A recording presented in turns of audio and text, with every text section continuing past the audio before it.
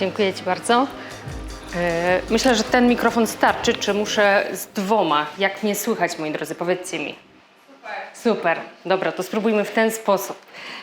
Na samym początku, zanim przejdziemy do konkretów, zacznijmy trochę od złożenia tej prezentacji, bo ta prezentacja będzie się składała z mojego doświadczenia, z mojej wiedzy, którą nabyłam podczas moich lat kariery, ale również z Waszego doświadczenia i dlatego proszę Was, żebyście dołączyli do slajdu pod ten kod, który widzicie na ekranie. Dobra, to zapytam raz jeszcze, czy przechodzimy dalej? Super.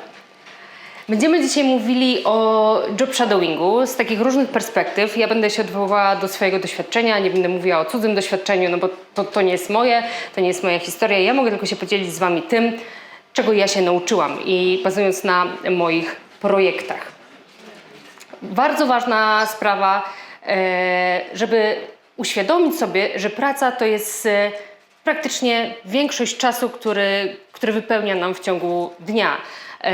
I żeby ten czas był szczęśliwy, musimy sobie tak to środowisko zestawić, żeby nam było wygodnie, żebyśmy nie przechodzili tylko do pracy z musu, żebyśmy nie pracowali w projekcie i w zespole dlatego, że ktoś nam każe, że potrzebujemy na koniec miesiąca opłacić rachunki, ale fajnie, żebyśmy dostarczali oprogramowanie, bo o tym będziemy dzisiaj mówić, z pasją i z zaangażowaniem. Dlatego ważne jest, żeby w tej mnogości ról i mnogości projektów odnaleźć te umiejętności, które nas fascynują. Bo fakt, że sprawdzimy sobie jakieś job description, które jest opublikowane w sieci, jakaś firma, która szuka konkretnego specjalisty, zazwyczaj definiuje umiejętności, które są szukane, to nie znaczy, że to są wszystkie umiejętności, których będziemy potrzebować. Jest tam zazwyczaj kilka wypisanych, czasami są podzielone na te najważniejsze i te, które są mniej ważne, ale tak naprawdę w trakcie życia naszego w zespole i w trakcie rozwoju tego oprogramowania, którym się zajmujemy, będziemy nabierać coraz to nowych umiejętności, które będą nam potrzebne. No i dołączając do takiego projektu, zwłaszcza na początku naszej kariery, wydaje nam się, że to jest czarna magia. Ja studiując elektronikę mieliśmy przedmiot telekomunikacja i tam było jedno takie ćwiczenie, które nazywało się dosłownie Black Magic. I dzisiaj jak czegoś nie wiem, to odwołuję się wtedy do tych moich czasów studenckich i mówię, że to jest właśnie ten Black Magic, który musieliśmy cyrklem wyrysowywać i nikt nie wiedział, o co chodzi, a robiliśmy to trochę mechanicznie i tak, bo ktoś nam pokazał. Dzisiaj trochę składam sobie wszystko, co umiem i wszystko, czego się nauczyłam w trakcie mojej pracy z oprogramowaniem i nie odwołuję się tylko do mojej jednej roli, którą miałam, ale do wielu ról, które gdzieś po drodze mi się udało popełnić i wielu projektów, które też zrobiłam. No i w momencie, kiedy dołączamy do takiego projektu, tak jak Wam wspomniałam, czujemy się jak tacy młodzi programiści, takie młode programistki, testerki, UX designerzy i wszystko jest tym Black Magiciem. Potem z czasem to się trochę rozjaśnia. Jesteśmy coraz bardziej osadzeni w tej organizacji, w tym projekcie, w tym software'ze. Pracujemy kilka lat i po kilku latach czujemy lekkie znużenie. Ja już miałam to kilka razy w swojej karierze, że poczułam takie lekkie znużenie i stwierdziłam, czas na coś nowego, czas rozwinąć skrzydła, dołączyć do nowego zespołu i poznać nowych ludzi. I co się okazało? Po dołączeniu do nowego projektu znowu poczułam się jak taki junior. Znowu miałam wrażenie, że nie do końca wiem, jak się poruszać w tym środowisku, jak pracować z tymi ludźmi. Ta organizacja wydawała mi się taka trochę niewygodna, dlatego że znowu musiałam sobie złożyć ten set wszystkich umiejętności na nowo. Oczywiście z czasem, jak już nabierzemy tych umiejętności, zrobimy kilka projektów, te klocki i puzzle składamy dużo szybciej. Na początku jest najtrudniej, ale w momencie, kiedy już pracujemy kilka lat, te puzzle składają się dużo szybciej i wychodzimy z tej fazy takiej juniorskiej, którą mamy na początku, dołączając do nowego projektu. Ale ważna sprawa, jak myślicie, jakie umiejętności są potrzebne w wytwarzaniu oprogramowania? Tutaj chciałabym zapytać Was. Co jest ważne przy dostarczaniu oprogramowania do użytkowników końcowych? piszcie w Slido. Zobaczymy tutaj chmurę słów, chmurę umiejętności, które uważacie za ważne.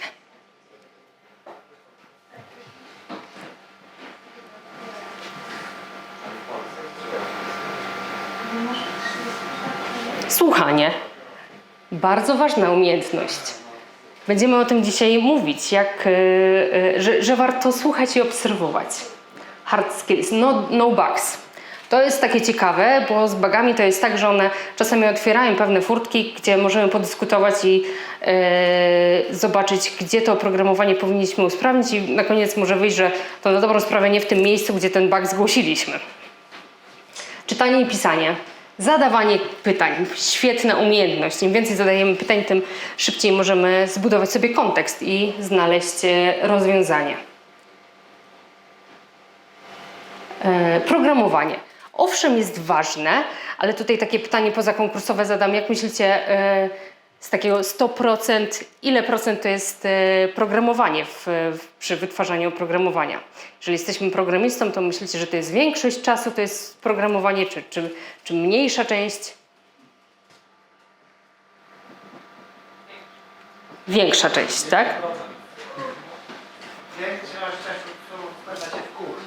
W kuchni się, tak. Powstają najlepsze pomysły.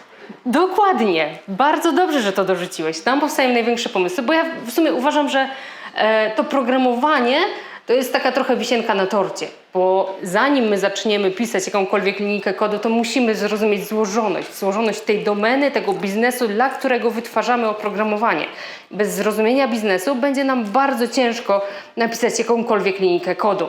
Albo napiszemy ją błędnie, niepotrzebnie. Coś, co jest w ogóle nie będzie używane przez naszych użytkowników.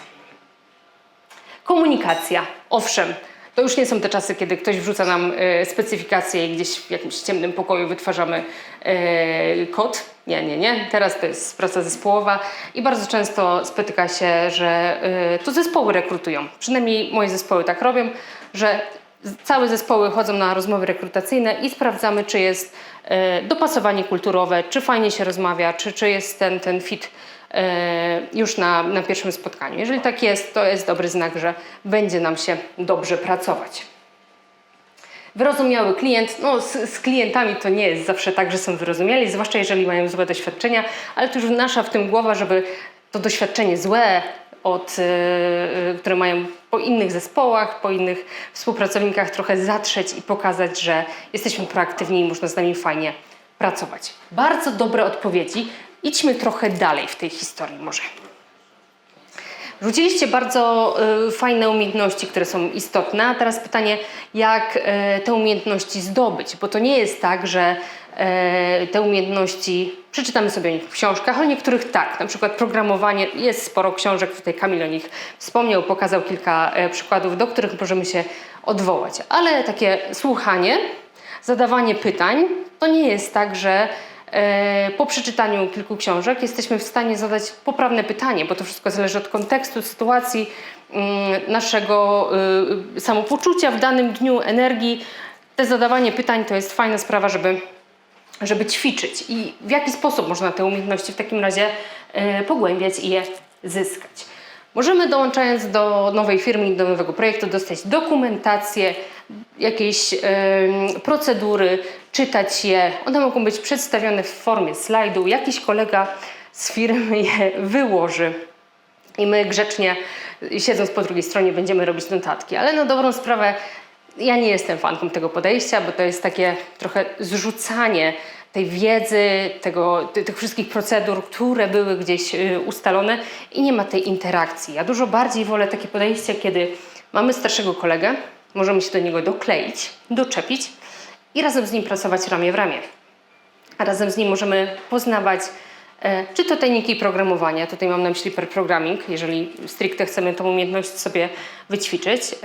Jeżeli chcemy sobie wyćwiczyć zadawanie pytań, słuchanie, obserwowanie, bardzo fajnie popracować wtedy ramię w ramię z klientem i poobserwować tą domenę, którą on się zajmuje.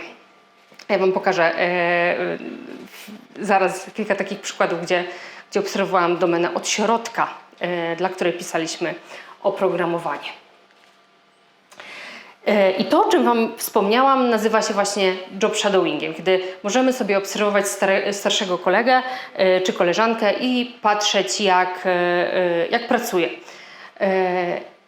I teraz ważna sprawa, jak podejść do tego mądrze, bo to nie jest tak, że my chodzimy krok w krok za tą osobą i staramy się zyskać jak najwięcej. Musimy podejść do tego mądrze, żeby zyskać jak najwięcej. Więc jak do tego podejść? Fajnie, jak być dobrym cieniem w projektach IT. Ważna sprawa, zrozumienie wymagań, ale nie zrozumienie wymagań w ten sposób, które Wam pokazałam na 2 slajdy bodajże wcześniej, kiedy coś jest wykładane, kiedy są wysyłane nam prezentacje, stosy dokumentacji i my tak rozumiemy wymagania, bo to nie jest zrozumienie wymagań, to jest tylko przeczytanie jakiegoś dokumentu z wymaganiami. Zdarzają się firmy, zwłaszcza te duże, kiedy chcą zamówić jakieś oprogramowanie, im się wydaje, że to jest zamówienie oprogramowania, wysłanie dokumentów i oczekują za X czasu rezultatów, wdrożenia. I miałam kiedyś takiego klienta, który przyszedł popracować razem z nami, zamówić to oprogramowanie i wysłał nam właśnie prezentację w PowerPoincie. A prezentacja w PowerPoincie ma to do siebie, że jest jakąś historią. Ja to nazywam, że ludzie mówią w PowerPonglish, bo dorzucają sobie do tego jakieś kształty, jakieś interakcje pomiędzy slajdami. Coś, czego ja kompletnie nie rozumiem, bo ktoś ma w głowie ułożoną historię, wysyłając ją w załączniku, nie jestem w stanie tej historii odgadnąć. A jeżeli ktoś w takim PowerPoincie zawiera wymagania, to jeszcze gorzej, bo bardzo ciężko jest wtedy zrozumieć, o co chodzi. Dlatego na początku postarajmy się zrozumić może bardzo wysokopoziomowe wymagania, co ta firma robi, do której dołączamy, co ten projekt będzie robił, jak chcą zarabiać pieniądze, jak chcą pozyskać nowych klientów i później idźmy od ogółu do szczegółu, zagłębiajmy się w tą domenę. Ważna sprawa, zadawanie pytań. To, co rzuciliście na slajdo. Musimy zadawać pytania. Każde pytanie jest dobre, nie ma złych pytań, są tylko złe odpowiedzi. Im więcej pytań, tym szybciej możemy zbudować kontekst, w którym będziemy pracować. Robimy notatki. Notatki są potrzebne. Ja nazywam to, że to jest robienie notatek dla samych siebie z przyszłości. Nie robicie tego po to, żeby wrócić do tego następnego dnia, ale żeby wrócić do tego za miesiąc, za pół roku, kiedy po prostu nie będziecie już mieli świeżej pamięci z tego, co widzieliście w ramach tego job shadowingu. Uczymy się żargonu branży, dla której pracujemy. IT ma to do siebie, że nie działa samo w sobie. Nie piszemy kodu, który może być uruchamiany bez jakiegoś konkretnego celu biznesowego i zawsze jesteśmy osadzeni w jakimś kontekście. W kontekście na przykład bankowym, kontekście healthcare'u, branży budowlanej, e-commerce, każdy inny, który możemy sobie dorzucić, bo IT na dobrą sprawę jest takim sługą dla tych branż, dla których pracujemy. I każda ta branża ma swoje słownictwo domenowe, które jest specyficzne. I pewnie tutaj rzucicie mi takie słowa, które mają kilka znaczeń. Jakie to słowo możecie tutaj przytoczyć? Takie polskie słowa.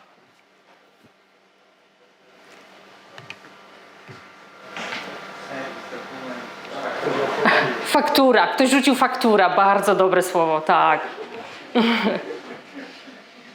Coś jeszcze?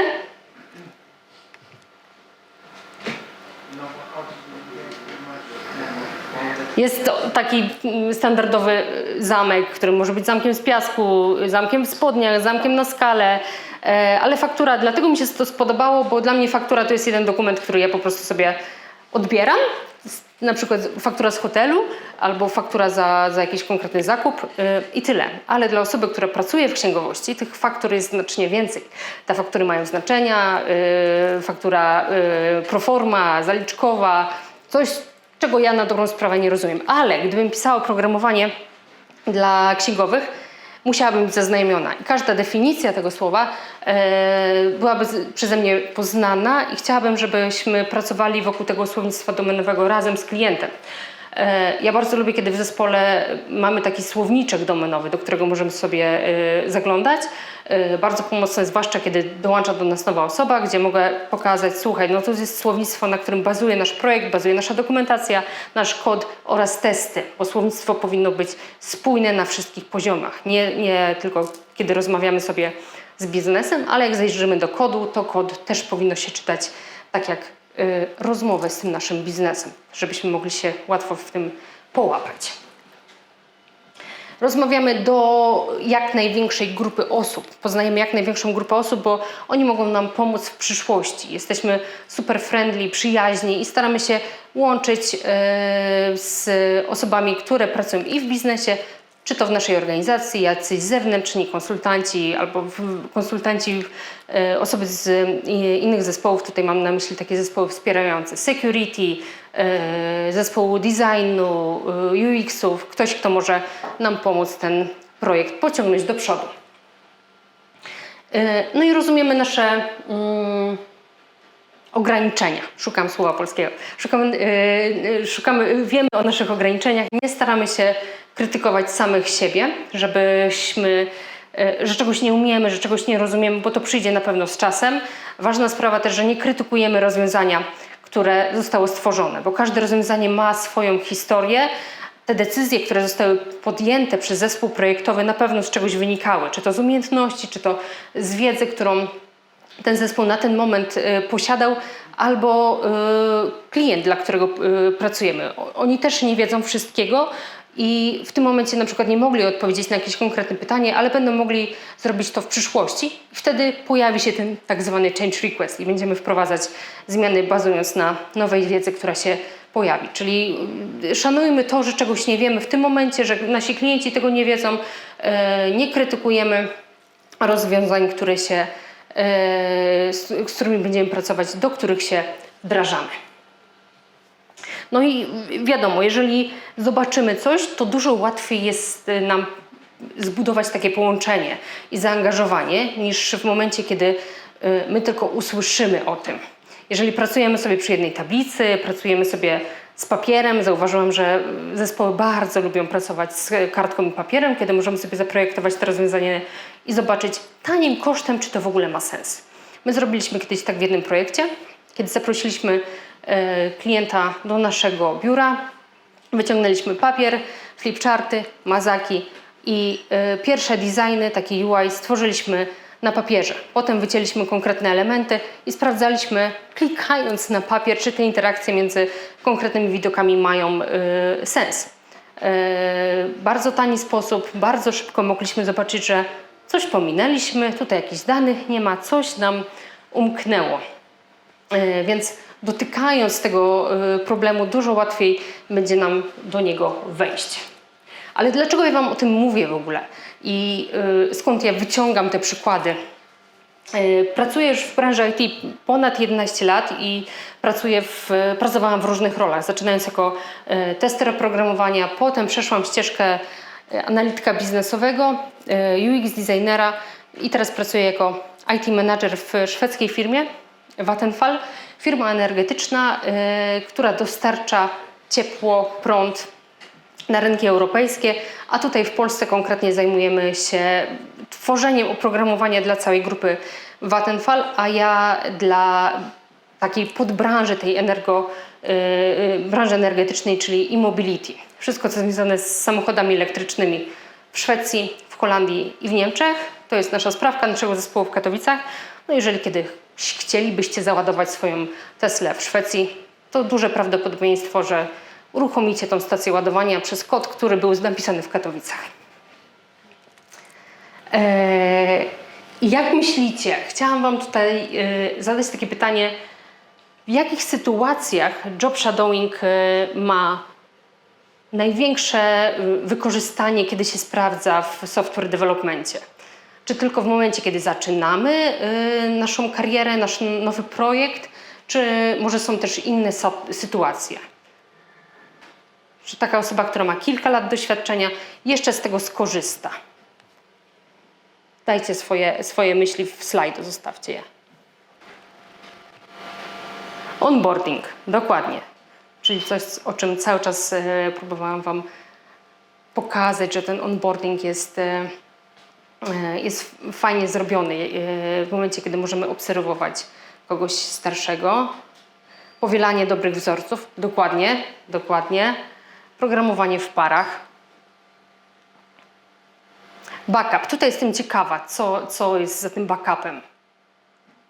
Ktoś jest chętny, żeby się rozwinąć? Co stało Michał? Żeby upewnić się, że jako osoba, która jest na jakimś projekcie i ma unikatową wiedzę, że jak wygra w totka następnego dnia i postanowi odpłynąć na Bahamy, to że ta wiedza nie znika i jakby jest ktoś jeszcze, kto powiedzmy kojarzy te rzeczy. Tak, dokładnie. Czy dzisiaj jest jakaś duża kumulacja w tego totka? Bo ja drugi raz słyszę o totku dzisiaj. Normalnie używałem, że jeżeli autobus przejedzie do mnie, ale potem ktoś mi powiedział, że może jest lepszy, bardziej pozytywny przykład. Tak, ale ja myślę, co za przypadek, jakaś chyba duża kumulacja musi być, bo dzisiaj rano o tym totku słyszałam, dokładnie w podobnym kontekście. Ale tak, backup też to jest dobra opcja, kiedy szkolimy sobie kogoś, kto może w przyszłości zastąpić nas w tym projekcie. Pamiętajcie, że jeżeli jesteśmy niezastąpieni, to wcale nie jest dobra sytuacja, bo jeżeli jesteśmy osobą, którą nie da się zastąpić, to znaczy, że będzie nam bardzo trudno w przyszłości awansować, że wasz pracodawca nie będzie chciał wam dać awansu, przesunąć was na inną rolę, zaproponować coś nowego, no bo jesteście super ważni dla tego projektu, więc no, bez was się zawali. Dlatego się zastępstwo szkoli. Każdy powinien szkolić zastępstwo dla siebie. Powielanie dobrych wzorców, dokładnie. Jeżeli ktoś dołącza do nas do zespołu, my na przykład bardzo dużo pracujemy w parach, wierzymy w TDD i testy od pierwszej linijki kodu. Wiele osób, które dołączyło do nas, no, nie miało takiego doświadczenia, nie wierzyło w to i później w momencie, kiedy poobserwowało swoich nowych kolegów, zrobiło właśnie ten job shadowing, powieliło dobre wzorce i teraz mam takiego kolegę, który mówi, bez TDD to ja nie pracuję. Jak tu mi nie pozwolą pisać testowo od samego początku, to nie jest moja bajka. Więc dokładnie, powielanie dobrych wzorców. I kompletnie się zgadzam z tymi odpowiedziami, które były poprzednio, bo one tak zahaczały bardziej o osoby, które już kilka lat pracują, nie są na początku kariery, bo job shadowing nie wspiera tylko juniorów, wspiera każdego, kto zaczyna nowe przedsięwzięcie, kto zaczyna nowy projekt, kto wchodzi w jakieś oprogramowanie, które chce rozwijać. I to nieważne, czy to jest Greenfield, czy coś, co jest legacy. Tutaj na tym zdjęciu ja dokładnie robię job shadowing i robię software, mimo że to nie wygląda. Wygląda, jakbym budowała nową chatę, bo się dorobiłam na IT. Nie jest tak. Tutaj to było moje chyba drugi rok pracy w IT i robiłam oprogramowanie, gdzie pojechałam na swoją pierwszą w życiu delegację i bardzo podekscytowana myślałam, że tutaj trzeba wyprasować koszulę, założyć szpilki i być super profesjonalną. Jadąc do klienta, który był z branży budowlanej, musiałam zrzucić te szpilki, założyć duże buty, kask, kamizelkę i poszliśmy na budowę. I zaczęliśmy obserwować naszych użytkowników, jak działają, jak korzystają z naszego software'u, który stworzyliśmy w tych klimatyzowanych biurach. I dopiero tam zauważyłam, że to, co zaprojektowaliśmy w biurze, kompletnie nie przekłada się na użyteczność i nie przekłada się na dobrą pracę tych ludzi, którzy z tego po prostu korzystają. Bo nie przewidzieliśmy, że robotnicy, którzy pracują na budowie i mają korzystać z aplikacji mobilnej, muszą za każdym razem na przykład ściągać rękawice, muszą te dane dodawać po każdej przysłowiowej cegle, którą położą na tą budowę i to było po prostu problematyczne. To zabierało im czas. Wymogi norweskie niestety mówiły co innego, więc musieliśmy trochę przeprojektować tą aplikację i dostosować ją do procesu i dostosować do ludzi, którzy tam pracowali na miejscu. I w momencie, kiedy ja bym tego nie zobaczyła, nie zrobilibyśmy tego shadowingu naszych użytkowników, nie dowiedziałabym się tego. Kompletnie nie miałabym zielonego pojęcia o tym, dlatego to było bardzo wartościowe. Inny przykład, tutaj akurat już nie mam zdjęcia, ale To był projekt dla Automotive z Francji i kto pracował z Francuzami, ten wie, że czasem ciężko się dogadać, zwłaszcza jeżeli nie umiemy francuskiego. I dokładnie tak było w tym przypadku, gdzie jadąc na miejsce do tych garaży, gdzie było to oprogramowanie wdrażane, nikt nie mówi po francusku. I na dobrą sprawę całe to oprogramowanie razem z koleżanką zbudowałyśmy, bazując na job shadowingu, bo obserwowałyśmy osoby, które korzystają z tego oprogramowania, spisałyśmy wszystkie pytania, zrobiłyśmy sobie taką makietę tego UI-a, który tam był wykorzystywany i dopiero łapiąc osobę, która mówi po francusku, odpowiedziała nam na pytania i wątpliwości, które się gdzieś pojawiły, ale bazując na jakichś hipotezach i obserwacji całego procesu, to był pierwszy taki wstęp pod to, żeby rozwijać to oprogramowanie, żeby te wymagania później przegadać. Bardzo fajny projekt, dużo się z tego nauczyliśmy, ale znowu zaczynając od obserwacji, a nie od wejścia w kod, w coś, co możemy zrobić na dobrą sprawę tak od razu siedząc przy biurku. Tutaj zaczęliśmy od drugiej strony, czyli nie ruszamy nic, dopóki nie zobaczymy, jak to działa. I później zachciało mi się, tutaj musi się trochę podładować. O, dobra, działa. Dobra, to pokażę Wam, czym się teraz zajmuję, skoro działa. Dobra, jak już skończyłam moje przygody z norweskimi budowlańcami i z francuskimi Automotive, to zachciało mi się trochę więcej wejść w te samochody i weszłam właśnie w elektromobilność i samochody elektryczne. I teraz w Vattenfallu właśnie zajmujemy się oprogramowaniem, które wspiera kierowców samochodów elektrycznych. I tak wygląda zajawka naszego produktu, który tworzymy.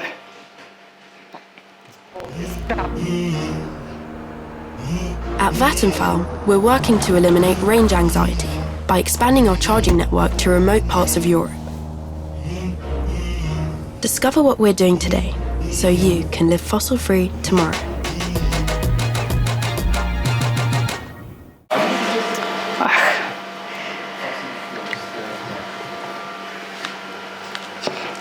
Tak, dokładnie. Jako Mobility chcemy żyć fossil free living within one generation i bardzo na to liczymy, że nasze oprogramowanie nam w tym pomoże. Ja dołączając do tego produktu też poszłam trochę za tą misją i wizją całej organizacji. I wchodząc krok dalej poza tą wizję zobaczyłam to, czyli architekturę naszego taką wstępną, wysokopoziomową naszego produktu, gdzie mamy sporo bloczków, które składają cały ten ekosystem, bo mamy coś, co nazywane jest platformą, aplikacje mobilne, mamy websajty, portal, wiele elementów i wiele zespołów, które pracują nad tym jednym produktem, bo mamy 9 zespołów deweloperskich, każdy z nich jest odpowiedzialny za inną część tego ekosystemu i za inne mikroserwisy, które są tam pod spodem. Więc znowu, kurczę, jak to połączyć? Nie wiedziałam, co z czym się je, jak w to wejść, ale umiałam w oprogramowanie, więc od tego zaczęłam eksploracyjnie podchodzić do analizy samych tych interfejsów użytkownika, które były wystawiane. Tutaj mamy na przykład aplikację mobilną i sprawdzałam, jak można z tego korzystać, jakie są takie główne założenia tego produktu, jak można załadować tą Teslę, jeżeli będziemy mieli taką możliwość. No i ta możliwość się później pokazała. Ale jak myślicie Wy, jak fajnie można zbierać wymagania, wchodząc do takiego projektu? Jakbyście weszli do tego e-mobility, w które ja weszłam kilka lat temu, jakbyście zbierali wymagania, które trzeba wdrożyć do użytkowników końcowych? Zostawcie swoje typy w slajdu.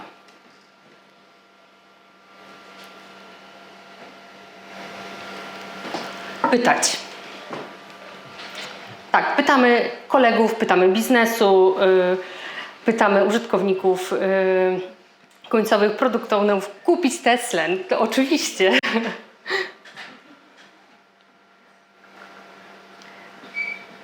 Rozmowa z klientem. Obserwować. Tak też zrobiliśmy. Zaraz Wam pokażę inne zdjęcia, inne fotki z innego produktu. Job shadowing. Dokładnie. Tak jak mówicie, tak też zrobiłam. I to jest jeden z job shadowingów, który zrobiliśmy w Amsterdamie. Tutaj moi koledzy są incognito, bo nie wiem, czy chcą zdradzać swoją tożsamość. Ale tak, ładowaliśmy samochody, nie tylko Tesla, ale różne samochody elektryczne, jeżdżąc po Amsterdamie i sprawdzając, jak nasza aplikacja zachowuje się w warunkach rzeczywistych. Gdzieś, gdzie mogliśmy sobie z tego spróbować. Tutaj mamy rozłożoną stację ładowania na czynniki pierwsze i sprawdzaliśmy, jak to wygląda w środku, tak żeby sobie zobaczyć i uzmysłowić. Nie tylko od strony kodu, ale też od strony hardware'u. Tutaj bardzo lubię to zdjęcie, gdzie nasz kolega debugował problem, który zobaczyliśmy tam na miejscu. Jeden z nich ładował, drugi debugował, otworzył, usiadł na krawężniku i sprawdzał, co tam się dzieje w logach, co tam leci pod spodem. Więc fajna możliwość, gdzie mogliśmy sobie tego spróbować. Tutaj mamy fast chargera, gdzie jestem ja na tym najwyższym zdjęciu, gdzie sprawdzaliśmy inny typ ładowarki, bo są takie, które naładują nam powoli ten samochód, a są takie fast chargery, które pozwolą nam to zrobić szybko i sprawnie. Czyli kolejny raz spróbowaliśmy sobie tego produktu, mimo że na dobrą sprawę zajmujemy się kodem, a nie zajmujemy się sprzedażą samochodów elektrycznych czy stacji ładowania. Chcieliśmy zobaczyć i poznać tą domenę od środka. Sprawdzaliśmy logi na tym parkingu i weszliśmy w buty naszych użytkowników, co nam dużo dało. Mogliśmy poznać od środka te wszystkie problemy. No i znowu job shadowing przeprowadził mnie jak taki pilot w samochodzie przez domenę, którą nie znałam. Jakbym chciała teraz wyjść z e-mobility i poczuć coś nowego, zacząć nowy produkt, to zapewne chciałabym zrobić to tak samo, w ten sam sposób. Jeżeli chciałabym wejść do projektu, który zajmuje się wdrażaniem hulajnogi elektrycznej w mieście, chciałabym jeździć tymi hulajnogami cały dzień po mieście i sprawdzać, coś z nimi jest nie tak. Czy mogę je zaparkować, czy mogę uruchomić taką sesję, czy płatności działają poprawnie. Zrobiłabym to w ten sam sposób. Wam też polecam, spróbujcie, nakłaniajcie swoich klientów i ludzi z biznesu, że chcecie wejść w buty swoich użytkowników, że chcecie razem z nimi tą domenę eksplorować.